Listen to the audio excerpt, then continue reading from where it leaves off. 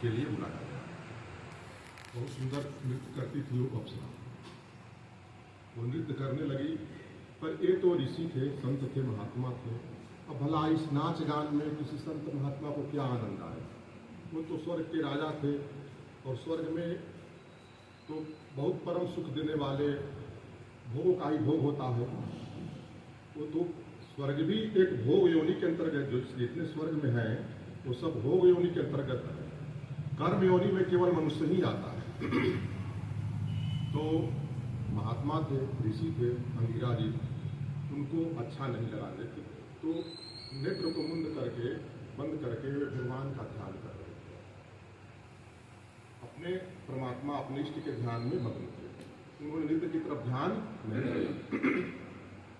जब नृत्य समाप्त हुआ तो इंद्र जी ने पूछा कि नृत्य स्वाभाविक है, जब कोई आयोजन लोग रखता है तो 2-4 आदमी से जरूर पूछता है कि आयोजन कैसा रहा। उसी प्रकार से इंद्र जी ने पूछा महर्षि अंगिरा से कि कैसा आयोजन रहा।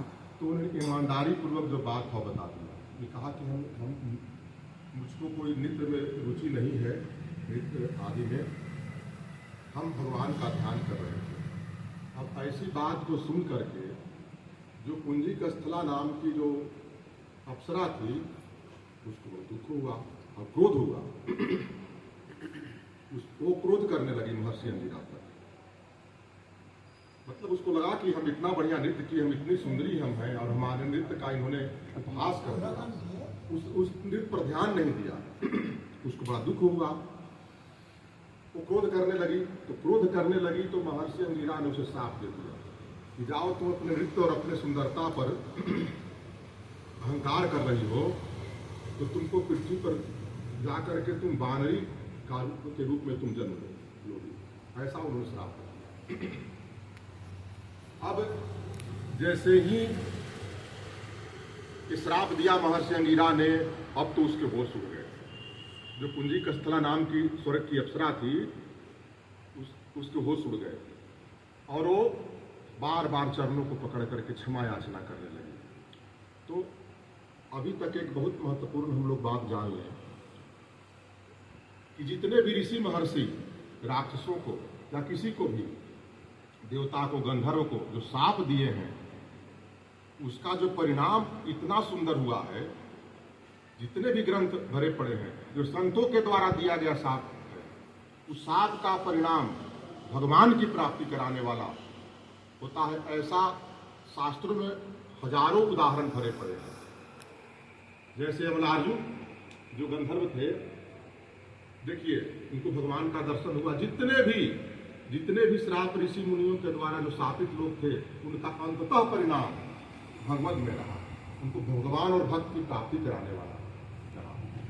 उसी प्रकार से महर्षि अंगिरा का श्राप तो मिला, पर क्योंकि ऋषि का शाप था, तो बोले ऋषि से जाओ, इस श्राप के कारण ही तुम्हारे कोप से बहुत बड़े भक्त का अवतार होगा, बहुत बड़े भक्त का प्राकट होगा।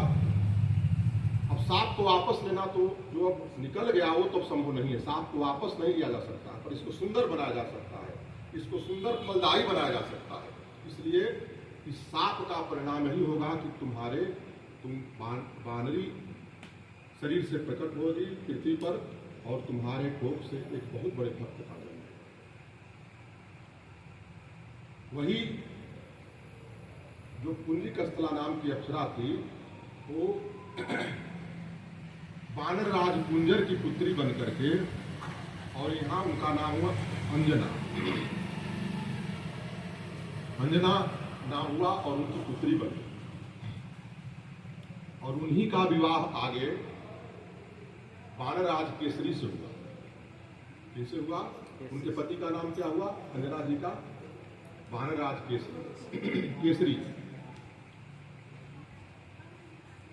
ये जो दोनों थे, अलग अलग पर्वत पर, अलग अलग जगहों पर बहुत ही भगवान शंकर की उपासना करने लगे। भगवान शंकर की उपासना करने लगे पुत्र प्राप्ति के लिए। इधर जो माता अंजना थी, वो भी आंजनेय पर्वत पर उपासना कर रही थी, और उनके भी गुरु कौन थे? महर्षि वशिष्ठ। वशिष्ठ जी उनके गुरु थे, अंजना माँ के गुरु भी वशिष्ठ ऋषि थे। उन्होंने उनको गुरु मंत्र दिया था और उस गुरु मंत्र का जप कर रही थी। वो मंत्र भगवान शंकर का था, उसका जप कर रही थी और बहुत ही तल्लीनता के साथ उस तप में लगी हुई थी, पुत्र प्राप्ति की इच्छा से। देखिए, जो भक्तजन और भगवान होते हैं ना, वो पृथ्वी पर आने के लिए हम सब जीवों के दुख को देख करके कि हम लोग जो इस माया रूपी संसार में पड़े हुए हैं, इस माया में पड़े हुए हैं, इस उद्धार के लिए व्याकुल रहते हैं भक्त और भगवान, और चाहते हैं कि ऐसा कोख मिले, ऐसी माता मिले जिसके गर्भ से उत्पन्न होकर के जीवों का कल्याण करे। पर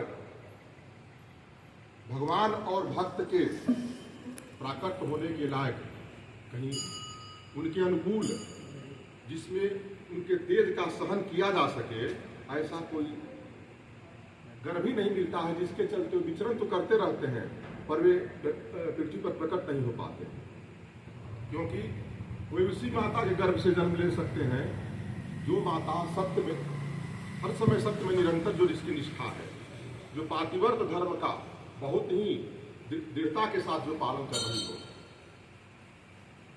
जिसके जीवन में धर्म ही धर्म हो। जब इस तरह की, जिस माता में जब चरित्र में जब इस तरह की बातें आएंगी, तो उसी के वैसी माताओं के गर्भ से भगवान और भगवान के भक्त का प्राकट्य होता है, वो व्याकुल रहते हैं।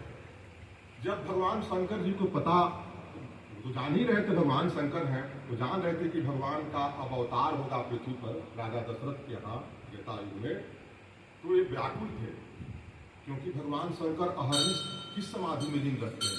राम नाम की समाधि में, करोड़ों करोड़ वर्ष राम नाम की समाधि में लीन रहते हैं। फिर भी उनको संहार आदि जो कार्य करना होता है, तो उनको विक्षेप लगता है, विक्षेप लगता है कि भगवान के जितना भक्ति होना चाहिए उनसे उनको संतुष्टि नहीं मिलती है। अब ऐसे भी राम कथा जे सुनत अगाही रस विशेष जानाती नाही, अगर राम कथा सुनने से तृप्ति हो जाए, लेकिन अब हो गया, अब इससे ज्यादा क्या अति करना है, तो समझिए कि उसने रस को नहीं समझा।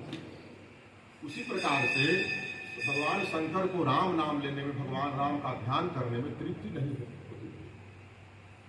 तो उनके मन में एक रहती थी कि हम भगवान जा रहे हैं, तो हम बिल्कुल हम उनके भक्त के रूप में, जो हमारे जीवन में राम काज और राम नाम के सिवाय कोई दूसरा हो ही नहीं, हम अवतार लें और उस जीवन में केवल भगवान की भक्ति हो, केवल राम नाम का जप हो।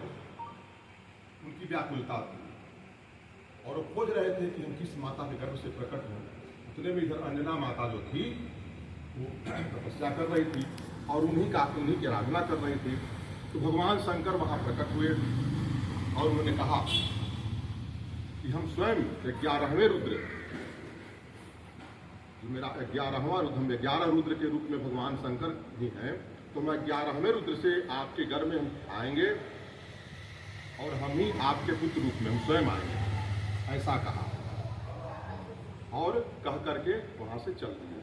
उसी समय भस्मासुर नाम का राक्षस जो था, जिसका नाम आप लोगों ने सुना है, वो भी तपस्या उधर कर रहा था, वो भी भगवान शंकर की ही आराधना कर रहा था, वो भी कर रहा था।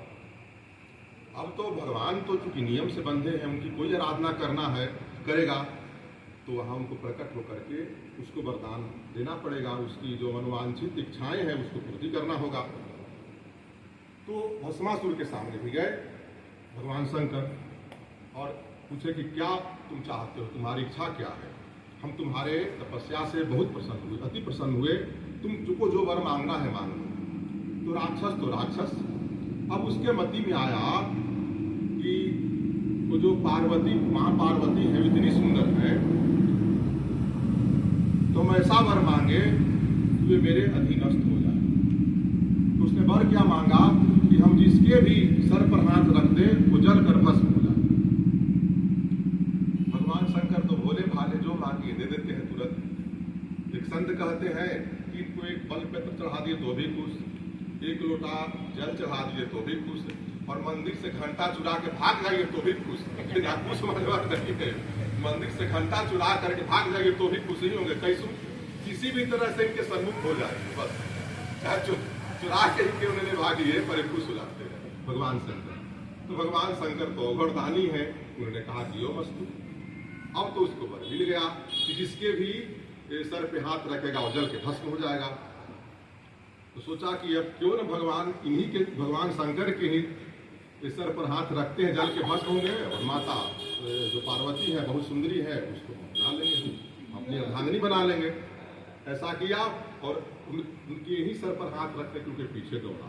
उसके मनोभाव को समझ गए भगवान शंकर और दौड़ने लगे, भागने लगे, सब जगह भागे, घूम गए। अब भगवान शंकर उन्हीं के वरदान से उनकी रक्षा कौन कर सकता है, उनका स्वयं दिया हुआ वरदान है।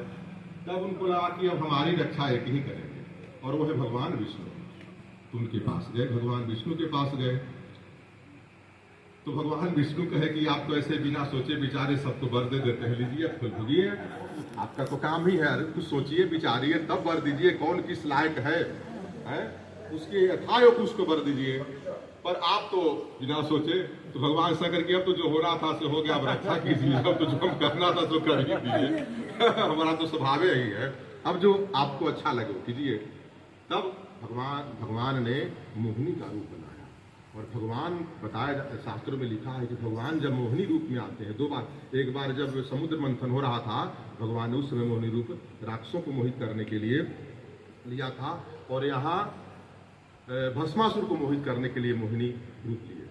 और भगवान का जब मोहिनी रूप होता है तो भगवान उस रूप को स्वयं दर्पण में देखकर मोहित हो जाते हैं, इतना सुंदर रूप होता है। अब स्वयं भगवान जो सबसे बड़े अप्सराओं से भी जो सुंदर है उसका भी भगवान के द्वारा ही तो उसकी रचना की गई है। और स्वयं भगवान जब स्त्री रूप में हो जाएंगे तब उनके रूप का क्या कहना है। खूब सुंदर रूप बना लिए और चले गए भस्मासुर। अब उनको तो देख करके वो तो माँ पार्वती को खुद गया कि अरे इतनी सुंदरी, बाप रे बाप, ये तो हमारे बस में हो जाए तो क्या करना है। अब उसका मन जो था बिल्कुल उस मोहिनी रूप में ही एकाग्र हो गया। अब जितना भगवान भोलेनाथ को जो पीछे पीछे दौड़ रहा था उनको भस्म करने के लिए वो सब भूल गया, अब इनके रूप में मोहित हो गया और इनसे प्राप्त। भगवान भी तो सब चालबाज हैं, वो भी इसको कहे कि मतलब कहा कि से तुम कौन इतनी सुंदरी हो, तुम मेरी अर्धांगिनी बन जाओ, मेरी पत्नी बन जाओ, तो बिल्कुल बन जाएंगे। पर हम जैसे जैसे करें वैसे हम नृत्य करेंगे और उसी प्रकार तुम नृत्य करोगे और नृत्य में सफल जब हो जाओगे तो हम तुम्हारे हम अर्धांगिनी बन जाएंगे। हम कहा कि ठीक है नृत्य कीजिए। तो भगवान जो है सो बहुत तरह की भाव भंगिमा के साथ उस मोहिनी रूप में नृत्य करने लगे।